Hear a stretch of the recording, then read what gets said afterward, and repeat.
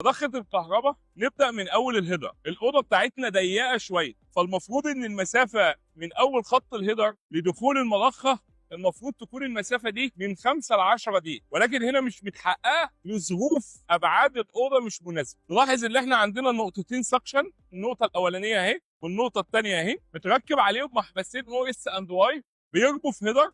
الهيدر بيدخل لي على مضخة الكهرباء، بنحط OS&Y المفروض بيتركب عليه التمبر سويتش. ايه لازمه التمبر سويتش؟ اللي انا لو جيت قفلت هيبعت لي الارم يقول لي ان في حصل غلق لمحبس من محابس الغرفه. بنركب على الدخول وصله مرنه، الوصله المرنه دي يفضل تكون من الاستانلس مش من المطاط، عشان المضخات دي ما بتشتغلش لمده طويله، فلو من المطاط هينشف ويشقق، اما الاستانلس لا. طبعا حته اللي انا اركب وصله مرنه على الخارج مش الزامي، هو احنا بالنسبه لنا الهاند ممكن يقول لك دخل ركب على الدخول في حاله لو كانت الارضيه الخرسانيه بتاعت المضخه والتانك مش هما الاثنين نفس الارضيه. بنطلع مع بعض على خط الديسيتشارج، بيكون راكب قدامك محبس التشيك فالف. طبعا زي ما واضح من الناحيه دي هتلاقي فيه سهم يعبر على مرور الميه، اتجاه مرور الميه. بيبقى فوق حاجه اسمها OS&Y.